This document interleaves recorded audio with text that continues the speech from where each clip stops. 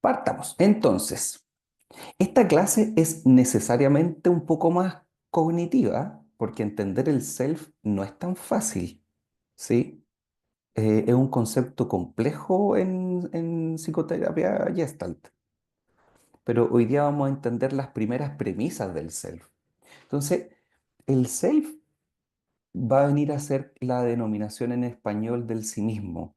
Ahora, el sí mismo, muchos libros traducidos al español siguen diciendo self, porque no hay una traducción tan literal de lo que queremos decir por self. Lo más cercano al español es el sí mismo, ¿ya? Entonces, según el diccionario de Oxford, es, dice, el ser esencial de una persona que le distingue de otras. Vamos a ver si eso tiene que ver tanto con la psicoterapia Gestalt o no, especialmente considerado como el objeto de introspección o acción reflexiva. O sea, si ustedes se fijan, el self para el diccionario de Oxford asume una esencialidad. Es como algo que porta a esa persona y que la hace única y especial, ¿ya? El self en Gestalt va a tener y no debe tener que ver con eso, porque es más complejo el concepto que solamente una esencia, ¿sí? Como aquello que te caracteriza. Por lo tanto, en Gestalt es un proceso que es fluido, no apela a una cosa inamovible, a una estructura estática, ¿sí? Va a estar en relación. ¿Por qué? Porque nosotros trabajamos en la frontera de contacto. Hay una persona con otra persona y nosotros trabajamos en el entre. Ahí está ubicado el self, ¿sí? Por ejemplo, mirarme en el espejo se dice en inglés to look at myself in the mirror, ¿sí? Como, es casi como un transitivo, si ustedes lo piensan en español, es como me estoy mirando, ¿sí? Aquí asocienlo siempre como, o una de las posibilidades de asociación, digamos, ¿no? Para que no sea como tan fijo, es como cuando Heráclito en la griega clásica decía, nosotros no nos bañamos nunca en el mismo río, ¿sí? ¿Por qué? Porque cada vez que aparece está la noción de lo fluido, de lo cambiante. Entonces, si uno se mete dos veces al mismo río, por esto que es fluido, no va a ser el mismo. O es como cuando Aristóteles decía que una cuestión que obviamente no tiene ninguna respuesta correcta, no hay solución para el dilema. Decía, bueno, si tú construyes un barco y los barcos tienen, se la saben eso, ¿no? Construir un barco y ese barco tiene tablas y después ustedes le sacan las tablas y le cambian todas las tablas, ¿sigue siendo el mismo barco? Es eso. ¿Sí? Sería otro barco, sería el mismo porque está la identidad llamada barco, ¿sí? La esencia llamada barco. Ya, tenemos el concepto barco, pero ese barco concreto, presente ahí, que le cambié toda la vela, y no la cambié de una, sino que le fui cambiando de a poco. Una tabla se echó a perder, se la cambié, después la vela, y terminó que todo el material de ese barco, con el paso del tiempo, terminaba siendo totalmente reemplazado. ¿Es el mismo barco? No. Por ahí va la cosa. Por ese nivel de complejidad va el self en psicoterapia y Gestalt. No es tan fácil el concepto. Entonces, porque a ver, nosotros como occidentales estamos criados en la esencialidad. Queremos restablecer tu esencia. Ya, ¿cuál es la esencia de nosotros? ¿Sí? Si nosotros hacemos una apuesta tan radical como terapeuta de decir que la esencia está en constante co-creación con el entorno, tenemos entramos en un conflicto con Occidente, digamos, con lo que coloquialmente se entiende por esencia y por persona. ¿Se fijan? Entonces, el self se va a entender como un proceso. Esta es la forma más fácil de entender el self, como un proceso que regula la interacción del organismo con su entorno. O sea, va a ser el sistema de contactos, ¿sí?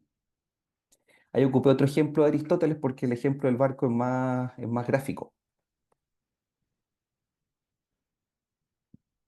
Entonces, el self es variable y es flexible porque va a depender de la relación con el entorno, ¿sí?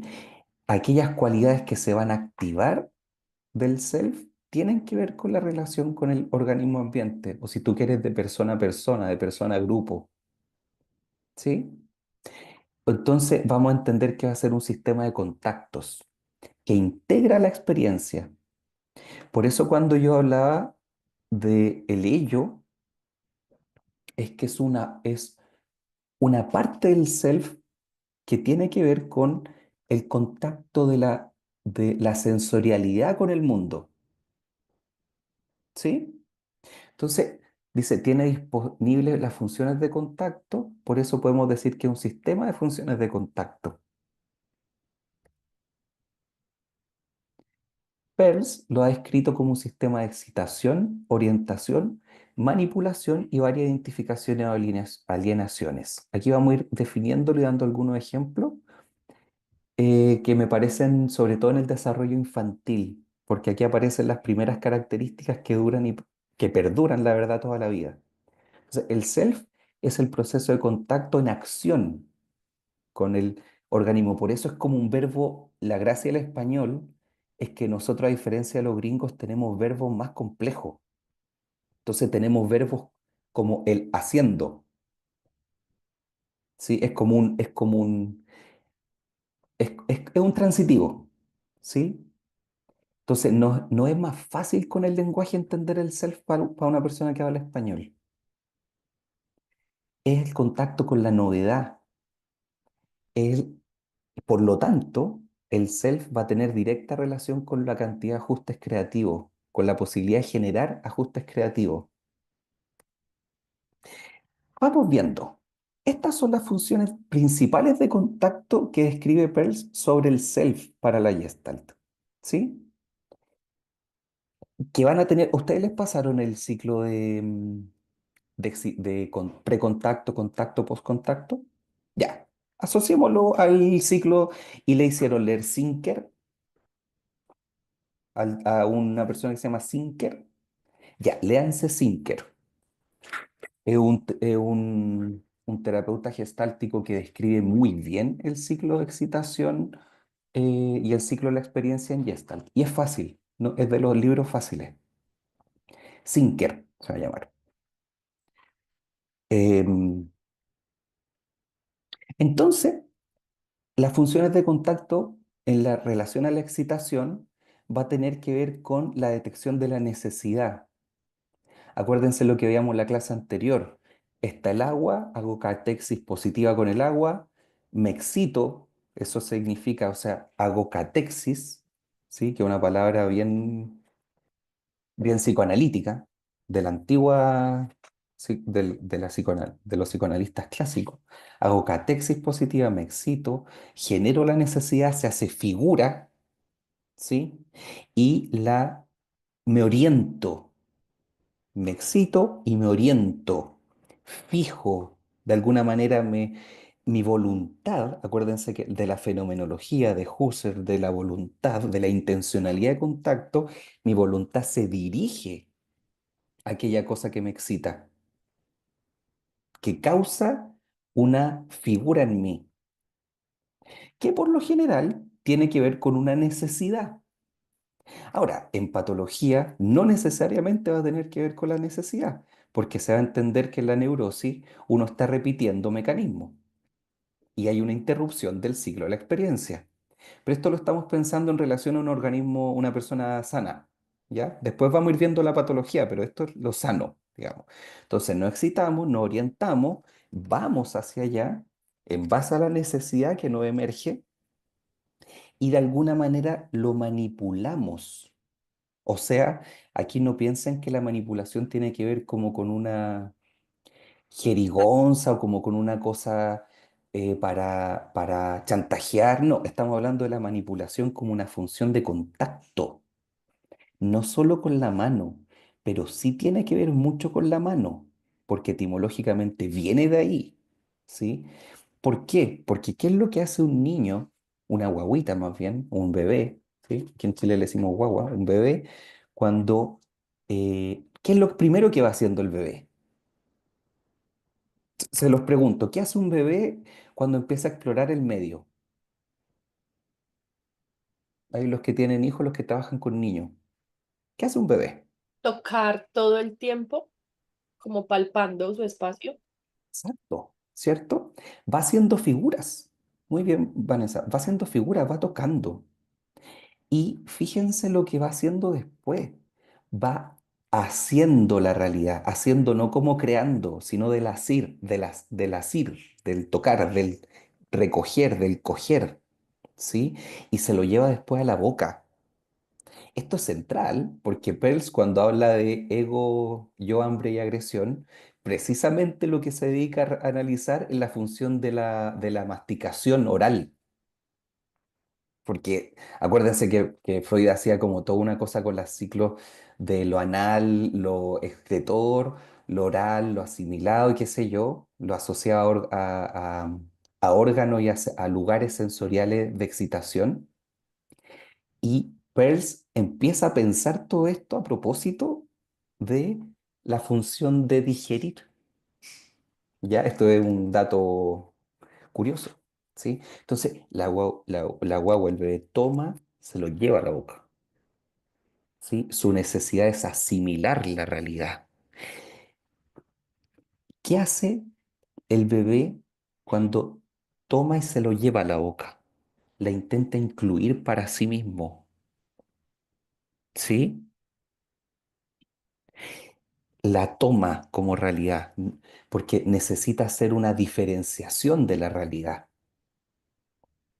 No sé si se acuerdan ustedes cuando le pasaron Melanie Klein de la guagüita, de los bebés, que Melanie Klein, que es una psicoanalista que ya empezó a hacer sus primeras críticas, ¿sí? Decía, bueno, pero cuando el bebé nace, la mamá no existe tal cosa como mamá, decía ella, porque el bebé piensa que toda la realidad es el mismo. Entonces después en su teoría dice, mira, aquí después el niño, o el bebé más bien, no hay tal cosa como mamá, sino que es una pechuga, es un seno, ¿sí? Porque es sin de la realidad en aquella cosa que le da gratificación oral, decía. Y después va formando una división, decía. Entonces va a haber una pechuga que va a ser buena y otra mala. Una cosa así bien.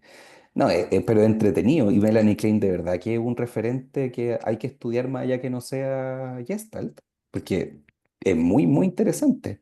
Y después el bebé toma la totalidad de mamá en tanto que dice, este soy yo, y se mira al espejo.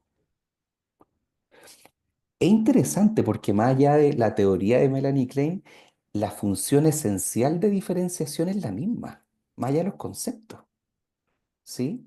Entonces, cuando se excita, se orienta, manipula, lo toma, ¿sí? De alguna manera dice esto es mío y esto no es mío, y se diferencia. Si ustedes lo piensan por ejemplo, en Carl Jung, que es un referente de la psicología humanista y que tenemos que entenderlo también, porque es parte de nuestra línea, aunque no sea Gestalt. Aquí lo que dice Jung es, por ejemplo, esto es un sentido oceánico. O sea, nosotros somos un todo al inicio con todo y después vamos emergiendo como individuos. Si se fijan, la Gestalt, el ejemplo de Carl Jung y el ejemplo de Melanie Klein, que es una psicoanalista, habla exactamente de lo mismo, de la función que emerja aquello que es mío, diferente, o sea, el self. ¿Se fijan? Entonces, depende de las funciones de contacto, ¿sí? que estén totalmente disponibles al organismo para cumplir con los requisitos cambiantes. Aquí vamos a estar empezando a pensar en que estas funciones, si están en el potencial pleno, van a generar adaptaciones creativas y va a favorecer la novedad. Por lo tanto, estamos hablando de un organismo, de una persona sana, de una persona sana. Si las funciones de contacto no están disponibles a conciencia en el organismo, no puede adaptarse con fluidez a su entorno. Y vamos a llamarla a eso en Gestalt interrupciones de contacto. Y después las vamos a estudiar. Por ejemplo, la proyección, la retroflexión, la deflexión, etcétera. ¿Ya? Entendamos esto primero. ¿Sí? Entonces, los aspectos del funcionamiento del self no es, que están negados, es decir, no experimentados, no están plenamente disponibles para el contacto con el entorno. Por otra parte, cuando más limitadas sean las capacidades para el contacto, más fragmentada y desorganizada y sujeta a resistencia va a ser la experiencia del sí mismo. Pongámoslo desde una perspectiva del desarrollo evolutivo, esto va a tener que ver con cómo va a ser la vinculación que tiene ese ser humano pequeñito, ese niño, ese bebé, con sus cuidadores. Acuérdense lo que veíamos la vez anterior respecto del surgimiento de la neurosis. Cuánto dejo debajo de la alfombra de mí mismo para hacer, para la necesidad de ser amado, o cuánto me es permitido desplegar mi potencial humano. ¿Sí? Y esto del vínculo es importante porque eh, para los que quieran investigar más, cuando hablamos de fragmentado, desorganizado y sujeto a resistencia, en relación del cuidador con el niño, porque así empieza a surgir el sí mismo, digamos, en este proceso de identificación y asimilación e individuación, vamos a ver que, por ejemplo, en la fragmentación podemos entender que hay una vinculación desorganizada, ¿sí? O podemos ver que hay un vínculo ansioso ambivalente o un vínculo ambivalente, ¿sí? Entonces, tiene que ver con cómo se estructura el sí mismo. Ahora, nunca olvidemos que en Gestalt la adaptación neurótica va a ser lo mejor que puede hacer esa persona para resolver esa situación, su integridad psíquica, ¿sí? En ese contexto en el cual le tocó estar. Y esa adaptación se va a repetir en contextos distintos, pero esa persona va a poner fijamente ese repertorio en esa, aunque la situación no sea la misma. Esa es la neurosis. ¿Ya? Entonces, hasta ahí, ¿alguna pregunta? Esta es una clase árida por si acaso, por eso estoy viendo harto el PowerPoint, a diferencia de la anterior, que era muy fácil lo de la necesidad, esta es una de las clases difíciles, ¿ya? Eso me interesa que vayamos paso a paso entendiendo esto. Hasta ahí, ¿alguna pregunta? ¿Se va entendiendo? ¿Les va generando duda, ruido? ¿Araceli?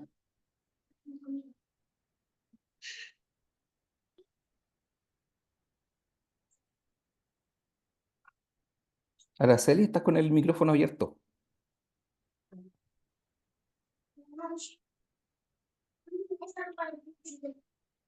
Mm, a ver.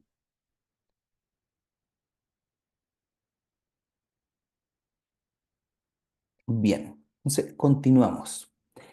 Ya. Para la Gestalt, el self lo vamos a dividir en tres, ¿sí? Esto es parte de la teoría Gestalt, pero así fundamental. La función ello, la función personalidad y la función yo. Yo me acuerdo que cuando estaba estudiando esto, cuando estaba leyendo el libro de Sinker, aunque sea un libro fácil, las primeras veces para mí no fue tan fácil entenderlo porque es como contracultura, es como que cuesta entender esta cuestión, porque tenemos muy asociado el self a como a la identidad, ¿sí? Para la Gestalt son funciones de contacto. Entonces, la función ello va a ser la función organísmica, me refiero a las entradas sensoriales, ¿sí? De alguna manera es el cuerpo, si ustedes quieren dividirlo en términos como de mente-cuerpo y caer en la falacia de Descartes, por ejemplo. Ya, va a ser el cuerpo en tanto sensorialidad, ¿ya? Entonces, es lo que empujas a la acción, es aquello que lleva al organismo a contactar, ¿sí? Que se energetiza, que lo necesita. Tengo sed, tengo hambre, ¿sí? Se siente básicamente con esta distinción. Aquí dice se siente con las sensaciones corporales, pero sí hay dos diferencias y la interoperceptiva, que sería la conciencia respecto de nuestro cuerpo por dentro, si tú no lo quieres decir, y la propioperceptiva, que sería la conciencia pensando en la entrada sensorial del tacto, en la táctil, que el contacto con la dureza de este vaso, ¿sí? Entonces la función ello es súper importante porque, por ejemplo, ah, ah, ah, ¿alguien ha trabajado en abuso sexual o en maltrato o con personas limítrofes, eh, personas que estén un poquito más complicadas como en línea del trauma o no?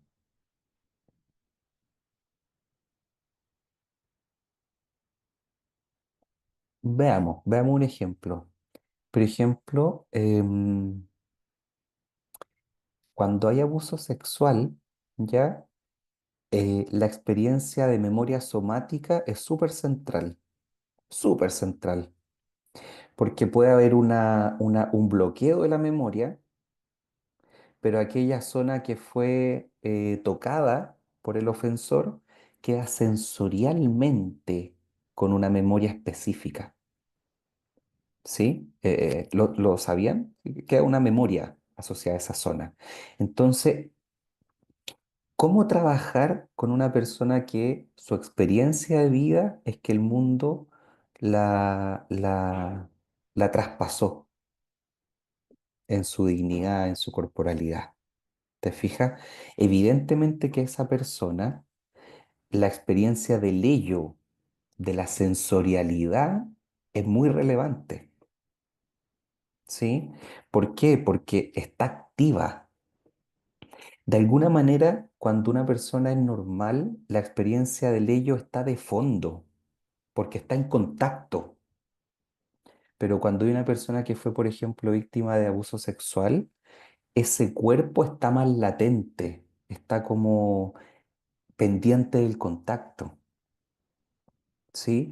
Entonces, por ejemplo, existiría una necesidad de que esa persona entienda que su cuerpo puede volver a poseerse, puede ser mío nuevamente, que sería la función de tomar contacto con el límite de mi cuerpo, con la piel, que es el límite sensorial. Entonces, ¿cómo se trabaja eso, por ejemplo? ¿Cómo lo trabajaba o lo trabajo? Por ejemplo, tú puedes pensar que ese cuerpo, como tiene una dificultad en ser tocado, la persona puede tomar globos, ¿sí? Y empezar a sentir el contacto con el globo, a sentir el límite fisiológico de su cuerpo, para ir marcando una diferencia entre aquello que fue traspasado con lo externo. Esto lo vamos a ir, esta misma caso que se me acaba de ocurrir, lo vamos a ir desarrollando con las dos otras funciones, ¿sí? Entonces, aquí solamente se trabaja el fondo. Por ejemplo, si el nivel de respiración de esa persona es corto y es de pecho, ¿sí? Tú necesitas estar atento siempre a cómo la persona está respirando, porque la persona no se da cuenta y muchas veces hay que hacer figura por parte del terapeuta del ello, de la función organísmica del cuerpo. Sí. Me doy cuenta que cuando tú estás hablando sobre esto, tu respiración se entrecorta, por ejemplo. Es así, nunca den por sentado, si no, no serían fenomenólogos. ¿Es así o no? Pero indagan, no dan por hecho, ¿sí? Sí, es así, me estoy dando cuenta de eso. Bueno, sigue esa sensación corporal, reaprópiate de tu cuerpo. Veamos hasta dónde lleva esta sensación. ¿Ya? O sea, aquí estamos hablando en términos de sensaciones, o sea, la función ello. Si ustedes lo quieren dar a otra mirada, este es el soporte de donde la vida se vive. El cuerpo es el soporte donde la vida se vive. Y cuando hay trauma grave, el ello es muy trastocado. Es como cuando las personas te dicen no tengo piso por donde sostenerme. Donde sostenerme como piso, como metáfora de piso, es la función ello. Por lo tanto, sobre todo en trauma, es importante trabajar la seguridad de los pies en el piso, la seguridad de la sensación de poder estar sentado y seguro, de la sensación de que puedo respirar profundamente, porque todo eso se necesita como un escalón para seguir trabajando en las otras cosas. No hay que darlo nunca por sentado en pacientes muy traumatizados la función ello. Es una recomendación importante. ¿Ya? Vamos viendo. Entonces, la función personalidad, que es otra función del self, va a ser lo que nosotros nos decimos de nosotros mismos. Esto es lo que tradicionalmente uno piensa que es el self en todas las corrientes. ¿Sí? Es como, ¿quién soy yo? Uno cuando dice, no, mi self es lo que yo digo de mí mismo. Ya, para la Gestalt es solamente una parte del self, porque es una función, ¿sí? Y la función personalidad va a estar dada por la historización de tu propia vivencia en el mundo, ¿sí? La memoria es como si tú quieres aquí tú puedes trabajar desde la narrativa con la persona, desde cómo se cuenta la historia. Cuéntame tu vida. eh, Trabaja en esa línea con esta persona, ¿sí?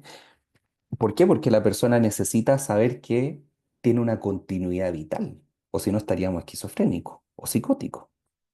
Si una persona normal tiene una función que es sana, que es decir, este es el que yo he sido durante el tiempo en mi vida. Y de alguna manera, esa persona tiene una noción de que siempre ha sido algo más o menos parecido a pesar del cambio. Entonces, esto es como la idea del barco con las tablas. Esa persona va a decir al mismo tiempo que es otro barco y que es el mismo barco, porque ha contado su propia historia. ¿Se entiende? O sea, está abierta al cambio, pero de alguna manera preserva aquello, esa como intuición de que uno es el mismo. ¿Sí? Entonces aquí aparecen las facultades, si tú quieres, de la corteza frontal.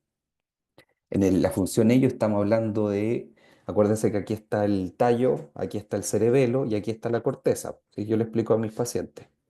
La función ello es absolutamente primitiva, si tú quieres, en términos de desarrollo del cerebro. Cuando hablamos de función personalidad, estamos hablando del córtex, sobre todo de la parte frontal, ¿sí? Y ahí, acuérdense lo que les decía la vez anterior, vean videos de YouTube de Nazaret Castellano.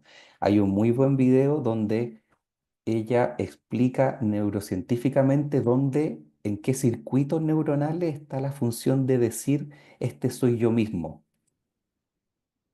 ¿ya? Y principalmente tiene que ver con funciones ejecutivas, con funciones del neocórtex. Por eso es que decimos que está involucrado el lenguaje, la simbolización, la moralidad, los valores, lo cultural. ¿Sí? Ya, como la memoria. Y la función personalidad, por ejemplo, preguntas que podría favorecer un indagar en la función personalidad. ¿Qué piensas de eso? ¿Cómo crees que ves que lo ve tu pareja? ¿Con qué palabras lo nombraría, o sea, lo simboliza? ¿Qué metáfora, qué símbolo se te aparece respecto de esta situación existencial? No, es como un nudo en la garganta, listo, ¿ya? ¿Qué es para ti ser hombre o mujer? Todas esas preguntas apelan a la función personalidad. Tradicionalmente, lo que nosotros entendemos por psicoterapia apunta a esto, pero la Gestalt, y eso es lo novedoso, ofrece otros, al mismo tiempo, otras posibilidades de indagar en el dolor y el conflicto del ser humano. ¿Sí? Esa lámina no la entendí, así que no la voy a pasar. Ya, la función yo. La función yo es la tercera función de contacto del self, ¿sí? Y tiene que ver con la voluntad. O sea, aquí aparece la intencionalidad de contacto con la voluntad, con la responsabilidad. El yo elijo, ¿sí? Por eso es que es importante que aparezca una diferenciación de yo con el entorno y una diferenciación del entorno con la figura. O sea, elijo tomar agua porque yo soy otra cosa que el agua y el agua es otra cosa que el mundo. Por lo tanto, yo elijo tomar agua, ¿sí? Entonces, la función yo es la capacidad del self de priorizar y elegir.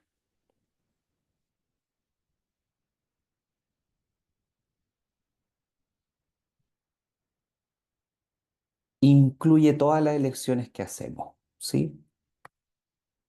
Entonces, por ejemplo, elijo emprender una nueva empresa, sincerarme con un amigo, cenar carne o pescado, pintar mi casa, etcétera, ¿sí? También puedo dejar de sentir, elegir dejar de sentir algo, ¿sí? Como una anestesia, como por ejemplo cuando intento hacer caso omiso a un dolor corporal o un sentimiento doloroso enfrascándome en actividad distractora. ¿Sí? Si es consciente o no es consciente, de alguna manera es una adaptación al entorno, es una elección que hace esa persona. Entonces, el terapeuta apela aquí a la puesta de la voluntad en el mundo. Nunca olviden que la terapia Gestalt es una especie de laboratorio. Ustedes ensayan, las respuestas no están en la clínica, las respuestas no están en el box. El darse cuenta no es suficiente en un espacio de cuatro paredes. Realmente, lo que nosotros estamos haciendo es probar, tantear y que esa persona, cuando salga de nuestra consulta, cuando salga de nuestro box, ponga eso en el mundo. Y ahí realmente está la sanación, no con nosotros en nuestro cubículo. Es cuando esa persona logra responsablemente decidir y hacer cambio en su vida. Giro, ¿te fijas? Si eso ocurre solamente en la consulta y hay un gran catarsis, un gran darse cuenta y la persona no hace nada en la vida, no estamos haciéndole bien. Estamos jugando, manipulando el entorno, si tú quieres. Pero si nosotros no lo llevamos a esa persona a decidir fuera del lugar en que está con nosotros, es responsabilidad nuestra. Entonces, si se fijan aquí, hay tres niveles de funciones del self, donde hay tres posibles líneas de intervención que están juntas. Ahora, volvamos al ejemplo del abuso sexual. Teníamos un yo, una memoria traumática sensorial, ¿cierto? Corporal. Esa persona va a poder, la vida lo va a reparar. Entonces, esa persona va a poder, por ejemplo, decidir qué pareja le gusta y quiere para entrar de nuevo en un contacto íntimo sexual, ¿sí? En la adolescencia, por ejemplo. Y esto es de tal relevancia que ahí se dan cuenta que la vida repara incluso más que nosotros como terapeutas. Ahora, lo importante es que nosotros como terapeutas logremos darle luz a aquellas cosas que esa persona hace para cambiar la narrativa. O sea, es muy importante que esa persona que ha sido víctima de abuso sexual, por ejemplo, elija una pareja y le dé consentimiento a la intimidad. ¿Qué está haciendo ahí? Por una parte, en la función personalidad, está haciendo una historización de que ahora puedo elegir, por ejemplo. Antes no y ahora sí. Y en la función yo, elijo y doy mi consentimiento. Por lo tanto, el encuentro que antes fue traspasado, esta vez tiene mi consentimiento personal. Por lo tanto, tiene un cariz que puede cambiar mi forma de percibir la sexualidad, la intimidad y la relación con el mundo con otro. ¿Te fijas?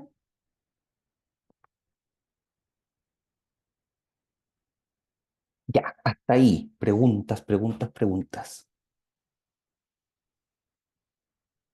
¿Queda más o menos claro, no?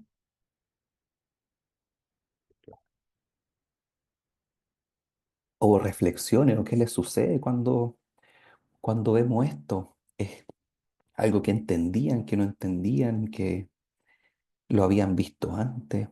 Me interesa mucho ir compartiendo y escuchando con ustedes.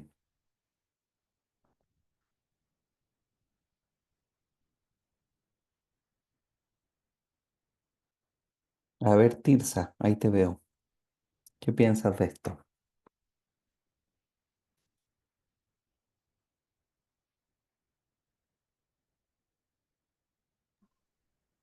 Ahí está. Ya.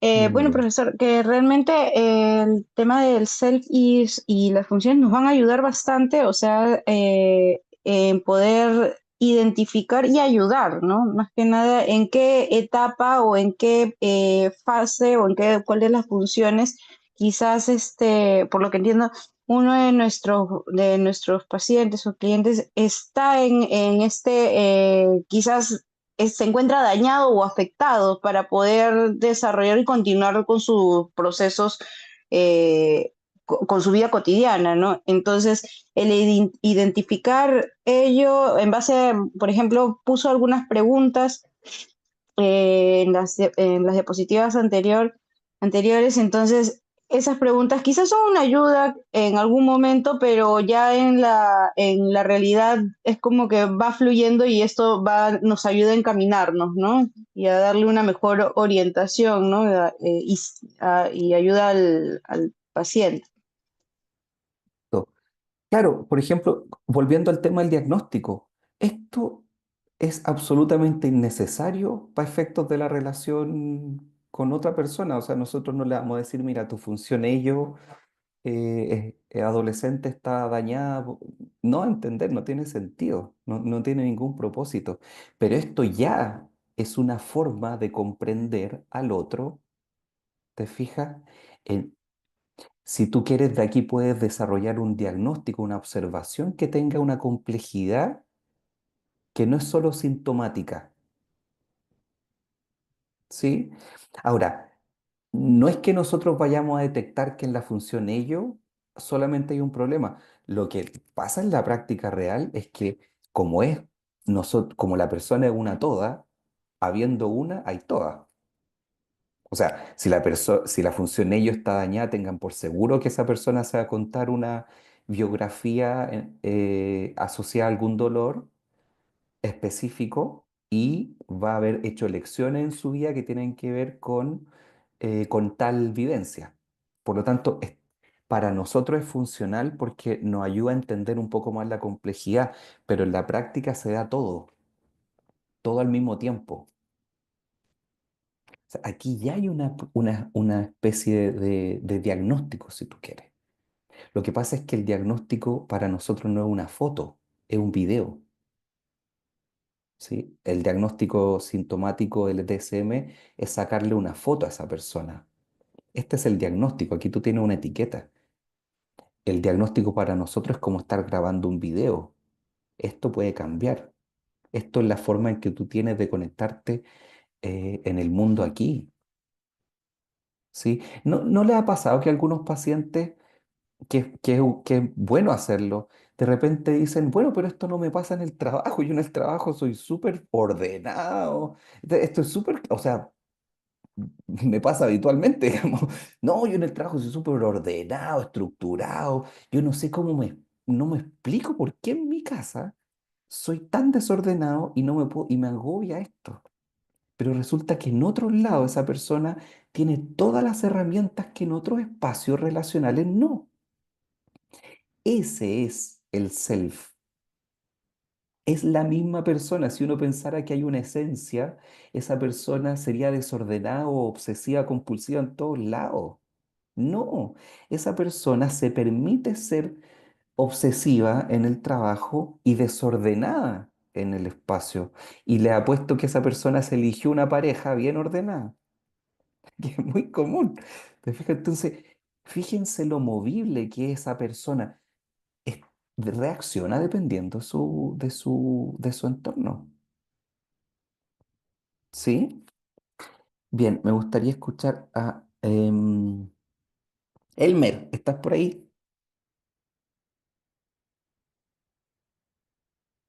Como no sacan el micrófono, voy a hacer el profesor directivo. Voy a hacer, en Chile se dice como dedocracia. Voy a hacer dedocracia. Mariana, tú estabas ahí con el micrófono abierto. Sí. A mí me está costando un poquito de trabajo, como que entiendo todo lo que dice, poderlo poner en palabras como elaborado, pero a ver, más o menos como yo entiendo el tema del self, es que se puede manifestar a través de funciones como, o sea, desde, no sé, las necesidades, los impulsos, ¿no? Como esta parte de sensación primaria. Está también la parte de la personalidad, ¿no? Que es la que, justo lo que decía, ¿no? Que integra todos estos aprendizajes previos y cómo vamos construyendo a partir de ahí una historia, ¿no? Una identidad propia. Y además está esta parte que es lo que explicaba ahorita, que es no me acuerdo si decía que era el ello o bueno, esta parte que nos permite diferenciarnos del entorno, ¿no? Como eh, ¿cómo decirlo? Es como tomar las decisiones por nosotros mismos, ¿no? De acuerdo a lo que nuestra experiencia o cómo regulamos nuestra experiencia para tomar una decisión. No sé si sí vaya por ahí la idea del self.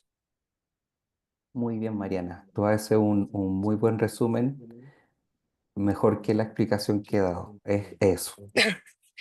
Ok, gracias. Es tal cual. No es fácil entender el self. De verdad que no es un concepto tan fácil de entender, pero esta es una primera pincelada para que les genere incluso dudas, ¿sí? Eh, Se lo estoy intentando bajar a cosas tan concretas como este ser humano que en el trabajo es de una forma y en la casa es de otra, ¿sí? O en el caso de una chica que vivió abuso sexual, cómo se da en las tres funciones, ¿ya? Bien, avancemos un poco más y después vamos a hacer una experiencia grupal. Me interesa que desde ya piensen en dos voluntarios y nos van a hacer dos voluntarios como una sola vez, o sea, vamos a hacer por lo menos dos veces esto, por lo tanto necesitamos cuatro personas. Y aquí nuevamente si es que nos ofrecen dedocracia, dedocracia. Acuérdense, eso, democracia. Entonces, estas funciones pueden estar perturbadas de manera que impidan o dificulten una interacción sana con el entorno. ¿Sí? Por ejemplo, en la autoimagen. Por ejemplo, en un trastorno anoréxico, donde esa persona se va a mirar al espejo y va a decir, estoy gorda, y no va a ser coherente con la realidad de la observación de los demás. Y va a estar una autoimagen alterada. ¿Sí?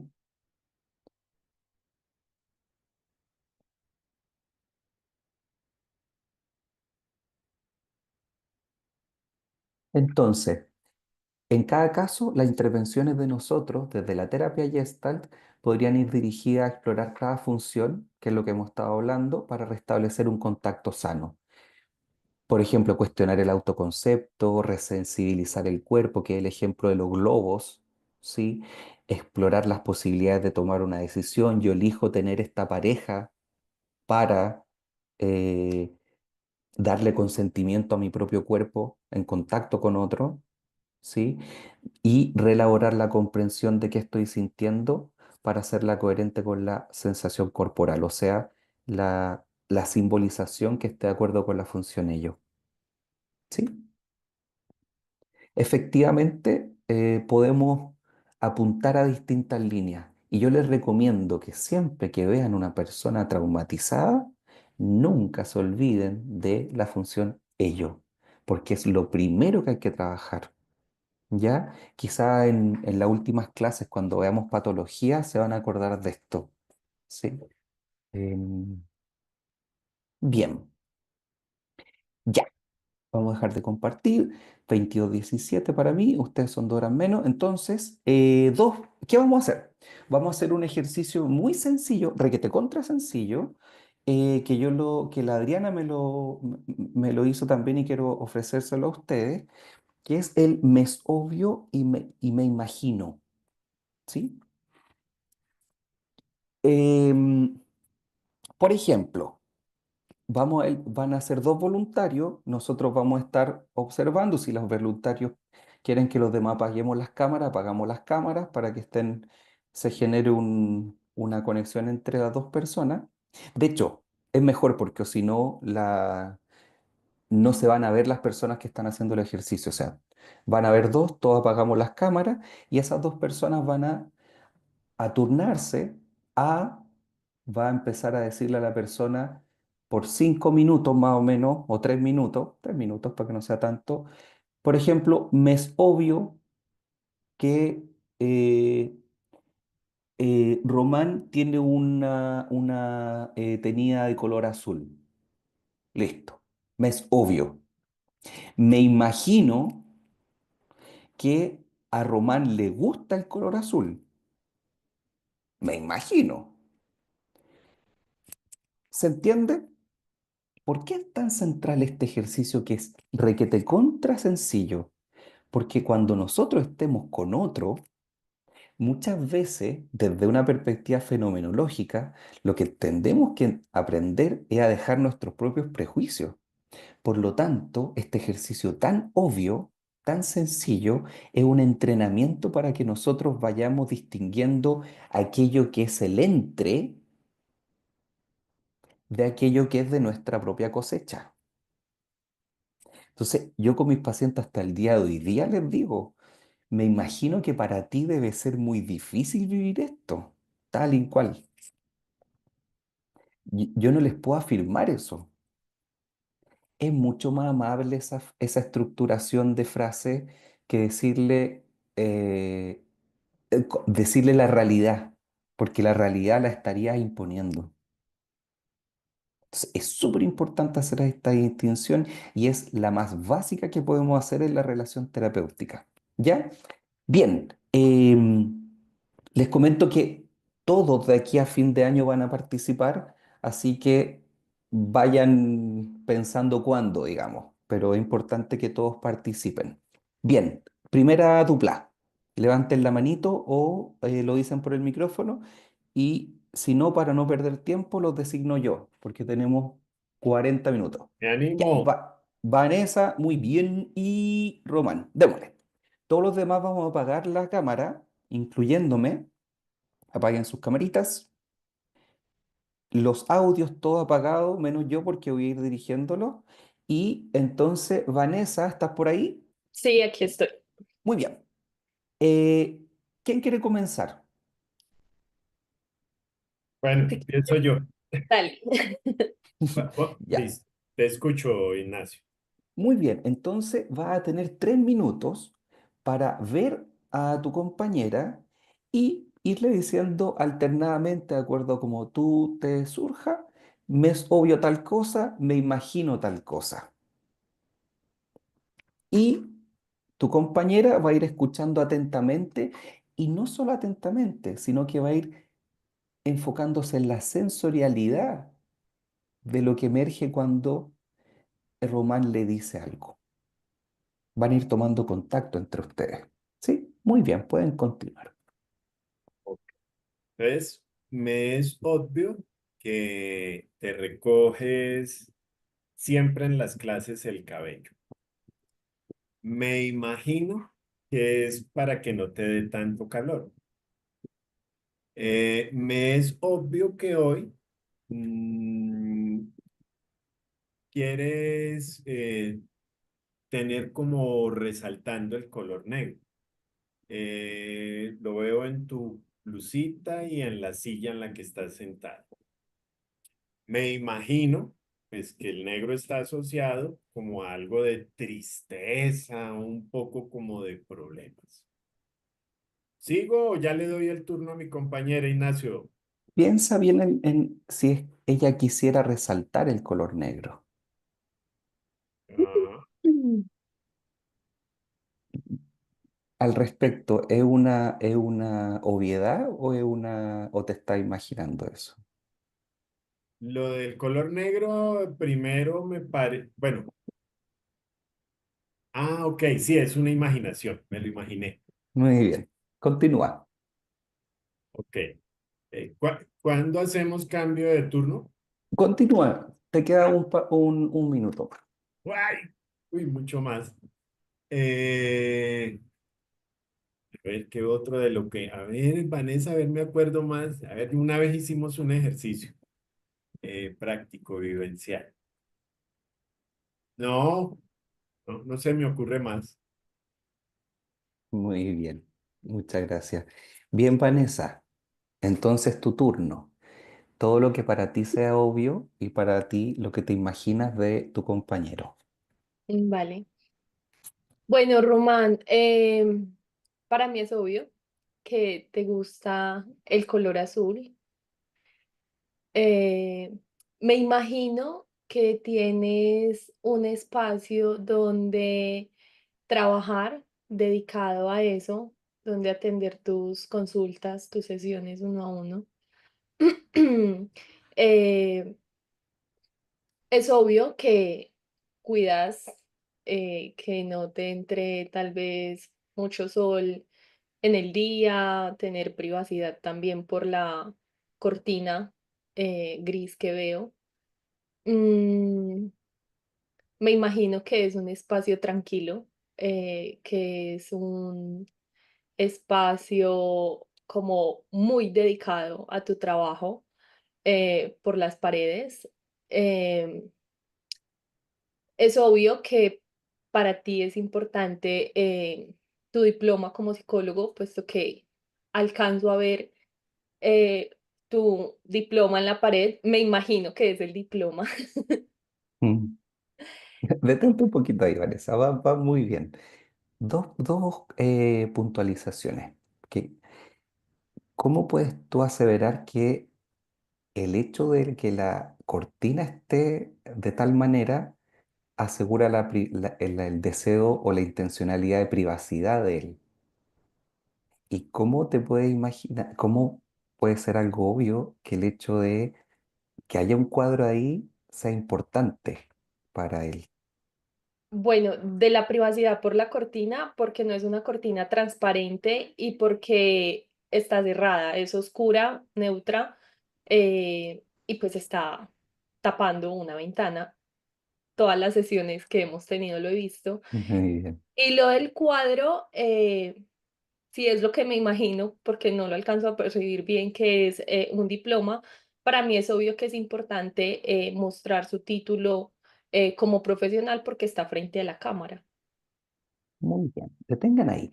Preguntémosle entonces, tú, Vanessa, y después Román a ti, si es obvio lo de la privacidad y lo del título.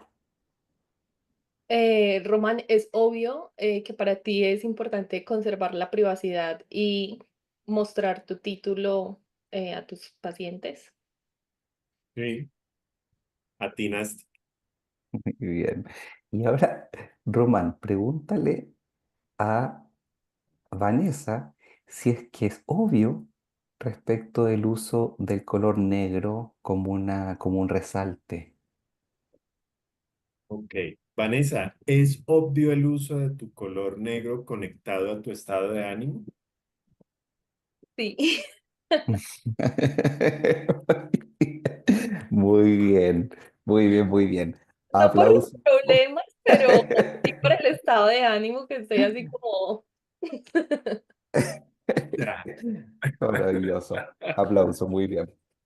Muy bien. Vuelvan a Gracias. prender las cámaras. Vuelvan a prender las cámaras.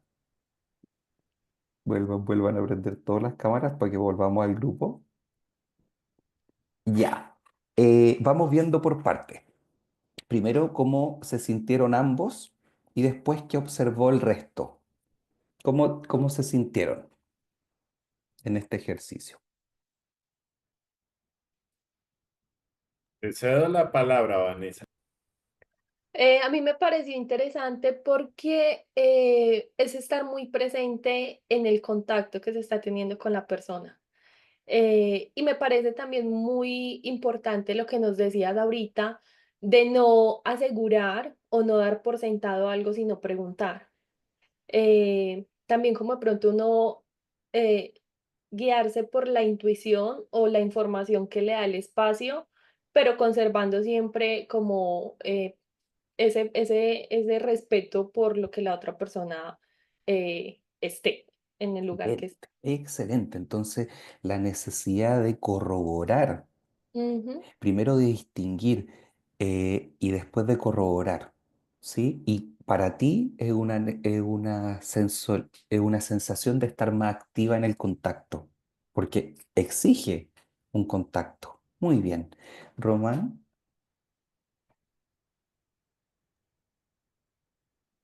Mm, Me sentí un poquito extraño de que me interpreten. Generalmente soy yo el que estoy en función de interpretar. Mm, Casi todo el día estoy en eso. Entonces, era como sentirse un poquitico desnudo. mm, Y allí lo conecté pues con lo que he venido escuchando acá en las clases. Asumo una actitud fenomenológica. Usted es fenomenólogo, ¿ya? No interprete, mm. simplemente observe lo que está ocurriendo. Entonces, claro, es una forma, aquí lo acabo de sentir y vivir a flor de piel de cómo desnudo a mis clientes y cómo en algún momento se puedan estar sintiendo. Maravilloso, maravilloso. Eso no se te va a olvidar nunca. La relación terapéutica en Gestalt, y yo diría en humanismo en general, exige la presencia. Por lo tanto, si tú lo quieres ver, de alguna manera nosotros también, eh, es como el cuento del bufón con el rey. ¿Sí? El bufón le dice al rey, mira, tú estás desnudo. Y toda la corte le dice, mira, tú tienes los mejores trajes. O sea, tú estás investido de tu rol de rey. Y en realidad es una persona apotopelado, como se dice en Chile. ¿Te fijas? O sea, el, el encuentro entre una persona con otra persona, desde nuestra perspectiva, involucra de alguna manera el abrirnos a lo que somos. ¿Sí? Entonces, evidentemente esto no hay que caer en lo absurdo de pensar de que esta es una relación estrictamente horizontal. No, la relación gestáltica, por más que nosotros veamos que hay un Buber, nos dice que hay un yo y un tú y no un yo ello, y estamos abiertos a la experiencia. A ver, nosotros somos terapeutas y ese rol no lo podemos sacar, ¿sí? Pero que eso significa que estamos en una neutralidad, ese otro paso. Porque de alguna manera hay una expectativa social respecto del otro que está y te están pagando básicamente. Por lo tanto, uno necesita trabajar en lo que uno es para darle la mejor calidad de contacto al otro. ¿Sí? Entonces, es súper central eso. Ya, observaciones de los demás. ¿Qué observaron en esta dinámica bien breve que pasó aquí, pero bien interesante. Los escucho y si no, dedocracia. Ya, Alvites. Ah, ya, Antonella, muy bien, vayan participando. Yo voy anotando aquí en mi torpedito. Vayan participando. Profesor, buenas noches. Eso. Justamente lo que decían mis compañeros con respecto a no asumir, ¿no? Ver más allá sobre lo que podemos imaginar sobre la otra persona, sobre el cliente, ¿no? Muchas veces podemos verlo de cierta manera, tal vez la vestimenta, como era en este caso, pero no necesariamente está asociado a sus emociones o por el contrario, sí, ¿no? Me parece algo muy valioso. Excelente, excelente. Lo ve desde afuera, ¿sí? No podemos dar por sentado. Por ejemplo, a propósito del diagnóstico, que es algo que me interesa que vaya quedando, cuando uno hace un diagnóstico, un examen mental en línea psiquiátrica, por ejemplo, tú te fijas en la ropa que trae. Y de hecho, una de las cosas que tú pones en los informes es la ropa se adecua al clima, al contexto de evaluación y a la edad de la persona. Ya, pero eso es un prejuicio, pero de alguna manera es una construcción social. O sea, hasta eso hay que irlo preguntando, si tú quieres. Es obvio, sí, pero también podemos imaginar que eso no es tan así o que en realidad es, pero para la persona quizás significa otra cosa. Muy bien. ¿Quién más? Otra persona y pasamos a otro voluntario que haya observado algo, que se haya dado cuenta de esta dinámica. Le había dicho Alvites. Alvites, ¿estás por ahí?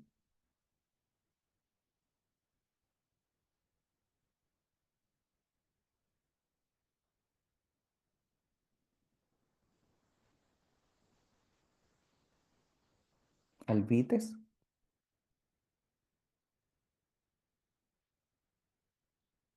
Ya. Y Dana.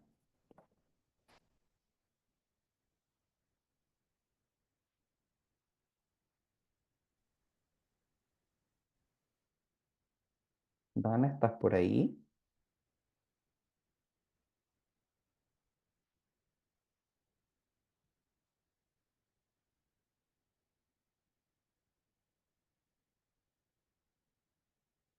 Leonor, ¿estás por ahí? Hola, profesor, sí, acá estoy. Muy bien. ¿Qué observaste tú? En el ejercicio de los compañeros, profesor. Sí. ¿De qué te das cuenta tú Ya, del ejercicio? ya me doy cuenta que en cierta medida, pues a veces podemos hacer figuras, ciertas cosas, pero en realidad no es Ujú. como, como se presenta en sí, pues, ¿no? Porque uno puede suponer que así es, ¿no? Pero, no, como dice, ¿no? Es obvio que tal vez lo que observas en el exterior, pero en cierta medida no es así. Tal vez yo me puse el color negro porque de repente era mi única ropa limpia, o porque hace Ujú, frío, y ujú. como en cierta medida los colores oscuros retienen más la calor, entonces para abrigarme, ¿no? Y si me decidí recoger el cabello de repente porque hoy día no me lo planché, o si estoy sentada en una silla porque me siento más cómoda ahí. O sea, no es que todo tiene que tener un porqué y no es figura en sí, eso puede ser el fondo. Ujú. Eso observé. Perfecto. Muy bien. Sí, muy bien. Entonces, un tips para la siguiente persona. Lo obvio va a ser la descripción. Nosotros necesitamos aprender a describir. Un fenomenólogo y estaltista tiene que ser capaz de describir lo obvio y preguntar lo que se imagina. Lo obvio no es una interpretación, ¿sí? Lo obvio es lo que se da. El significado es un significado que se construye. Por lo tanto, tú pones lo que te imaginas como una pregunta, ¿sí? Muy bien. Entonces, dos voluntarios más para mismo ejercicio. Uno y dos. Voluntarios, voluntarios, sino dedocracia. las personas por si acaso que no han respondido, y esto yo en eso sí, yo puedo ser tremendamente como docente y todo, pero sí estoy criado con un nivel de exigencia alto. Las personas que no han respondido yo las pongo que no participan por si acaso, ¿sí? Porque eh, creo que es importante que si están, lo aprovechen, ¿sí? Ya Mariana, muy bien. A ver. Tenemos a Mariana y ¿qué más? Ya. Manito, o si no, se Yo, yo, prepara. yo, yo, Excelente. Igual van a pasar todos, así yo decía, no había, que. no había nadie. Y ojo, que Ya, ay, qué nervios. este ejercicio es el más fácil. Después vamos a empezar a hacer ejercicios más difíciles. Entonces, pasen al tiro nomás. Te están asegurando. Ya, Ya. bien, Mariana, bien, vamos, vamos, bien. Ay, ya. Entonces, apaguemos las cámaras, todos por favor, y misma cosa. Se ponen de acuerdo y ya Ujú. saben de qué se trata, ¿cierto? Sí, Continúen nomás. ya, ya, dale, Mari, tú empiezas. Ok, ¿empieza? No. Ya, sí, Ok. dale. em, bueno, veo que estás en un cuarto con muchas como fotos o estampas. Imagino que es tu habitación donde duermes. Eh, me,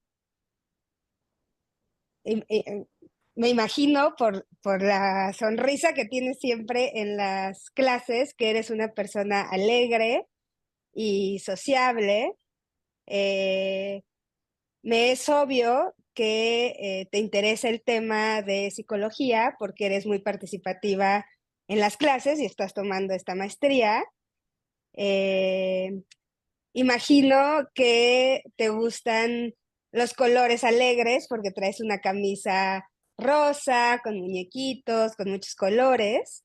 Me es obvio que eh, necesitas anteojos para ver, porque los traes puestos. Eh, Me imagino que eres una persona eh, dulce o amorosa, por así decirlo, porque tienes un dije de corazón y nuevamente porque lo que hay alrededor, o sea, tu blusa, tus stickers son como tiernos, como, ¿no? Como de figuras tiernas. Eh, Me es obvio que eres una mujer joven, porque te veo y veo que pues tu cara y toda, o sea, y tu forma de vestir, tu peinado es muy jovial. Eh, ¿Qué más? Eh, Me imagino que donde vives y es de noche, porque está, o sea, la luz prendida, una luz como artificial, no es luz solar, y están las cortinas cerradas. Em, ¿Qué más? ¿Ya se puede hasta ahí, profesor?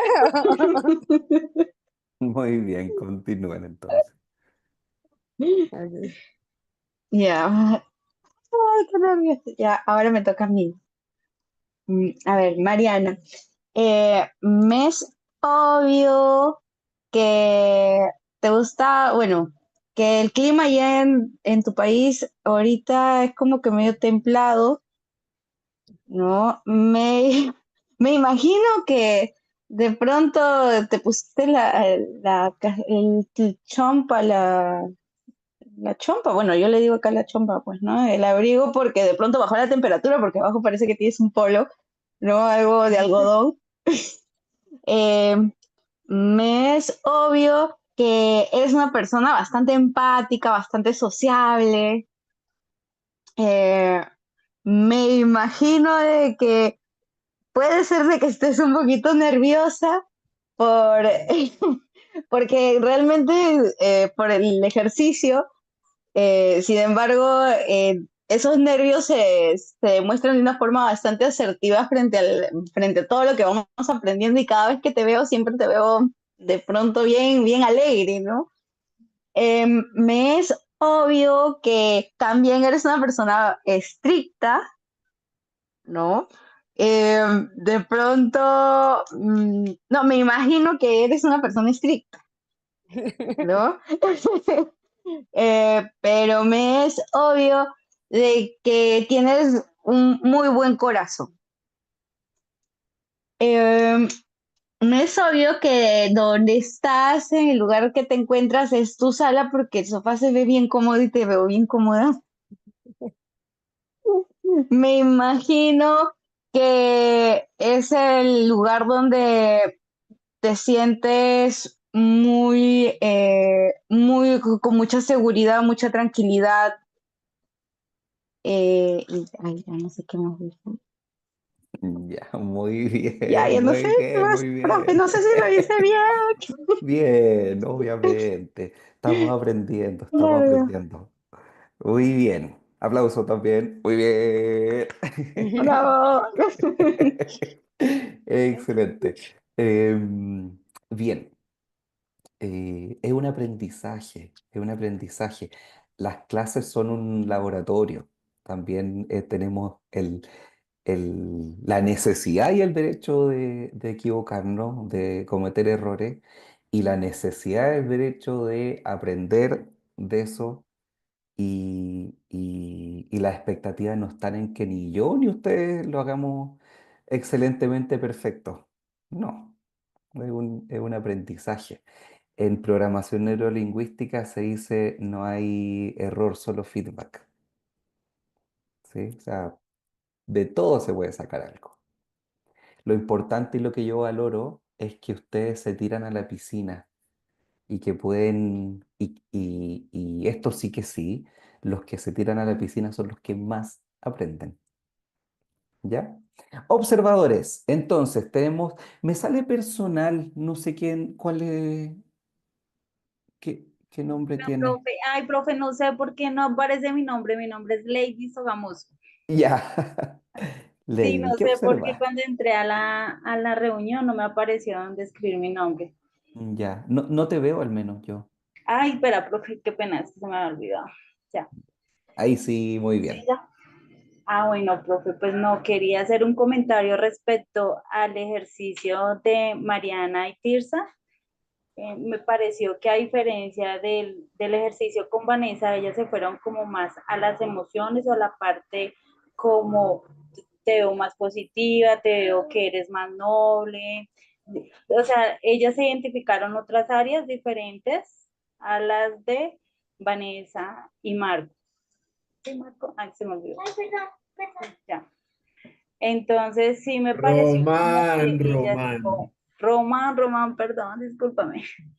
Entonces sí me di cuenta que ellas entraron como más en el área emocional, como no sé, que si Tirsa se veía con el corazoncito acá, que se veía más detallista. Entonces como que la percepción de las dos fue diferente, de los dos ejercicios. Muy bien. Claro, aquí entramos, si tú quieres, en una ley, como en una pirámide de niveles lógicos, estuvieron no en la observación de la conducta o del contexto, sino en la observación de lo valórico. Ahora, lo valórico es muy difícil ponerlo en este ejercicio porque requiere la interpretación subjetiva, ¿sí? Imagínense siempre esta metáfora. Nosotros no podemos saber lo que siente el otro, ¿sí? Aunque empaticemos, porque no tenemos un axón conectado a la neurona del otro. No, no, no, no, es imposible. La única posibilidad que tenemos nosotros es preguntar, indagar, resonar, ¿sí? Y distinguir qué es lo que estoy observando de aquello que me puedo estar imaginando, como elemento central donde el self emerja limpio en la relación. ¿Sí? Entonces, sí, surgen distintas cosas porque somos todos distintos, pero sí, aquí hay un nivel lógico valórico que es muy difícil de instalar en este ejercicio en particular. Pero estamos aprendiendo, así que está bien. Aparte que lo, había una tonalidad muy rica en el ejercicio, una cosa muy, muy liviana, muy espontánea, muy, muy abierta, ¿sí? Había una sensación de como de juego también, me imagino. No sé. Bien, ¿quién más? ¿Quién más? ¿Quién más? Y vamos cerrando la clase de hoy día. Una persona más que observe, de qué se da cuenta al observar, y vamos cerrando porque esto hay que conectarlo de alguna manera con porque esta clase se llama Self y autoestima. Hay que conectarlo con el autoestima. ¿Sí? ¿Alguien más? Que... Yo, profesor, Muy bien, muy bien. es que, bueno, más que dar como una observación, me quedé con las ganas de ver como esa pregunta cada una, si habían de pronto como acertado o cómo se sintieron, por lo que usted está comentando, ¿no? La importancia que es preguntar, no quedarnos con esa como imaginación y lo obvio, porque lo obvio puede que no lo sea o lo que yo me imagino puede estar, pues puede ser mi percepción, pero puede no ser real. Y bueno, yo observé como que ellas atinaron, porque tuve como percepciones iguales, pero entonces me quedé con, bueno, ¿y entonces en qué momento preguntamos si fue así o no? Sí, sí. A Sí, diferencia de los otros participantes, es importante hacer el contraste de la no pregunta en este ejercicio vivencial, porque Ah, así, ok. así uno toma mayor, se hace mayor figura el hecho de no contrastarlo. De alguna manera tú te quedas con la duda, ¿te fijas? Ahora, ¿qué me emerge a mí con tu observación? Que vuelvo a todos los caminos llegan a Roma. Uno no necesita ser Buda. Uno no es Buda. Uno es un simple mortal tremendamente neurótico con otro mortal. Entonces, vamos a cometer errores, no lo vamos a hacer bien. Vamos a tantear como ciegos, con lazarillos, con esta metáfora de la vez anterior. Pero créanme que aquello que se les pasó en una sesión, si realmente importante, se repite. Porque nosotros lo que necesitamos ser expertos en el cómo y en aquello que repite, o sea, en aquello que se estructura. Por lo tanto, quizá ahora, de hecho, el valor de no preguntar y dejarlo así como la duda. Quizá en una sesión tú no alcanzas a resolver toda la obviedad de lo que te imaginas, pero tienes tiempo y proceso para que, si es que se te pasó y es relevante, va a aparecer, y si no, lo preguntas. ¿Te fijas? De alguna manera esto se resuelve también en la confianza en la autorregulación organísmica y en el proceso relacional, ¿sí? Ahora yo valoro aquí el clima en que se da la relación, y también valoro del otro ejercicio la necesidad de estar presente para hacerlo, que no puedes hacerlo si no estás presente. Se activan tus funciones del self en el contacto, ¿sí?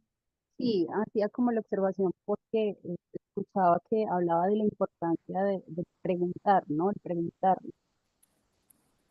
Tal pero sí, cual. también Es esencial la pregunta, ¿sí? Así como es esencial quedarse con gestas abiertas que abran procesos, ¿sí? Porque una sesión de psicoterapia, lo que es malamente vamos a pensar que todas las sesiones con un paciente van a tener una necesidad, van a hacer contacto y van a hacer un contacto y una retirada.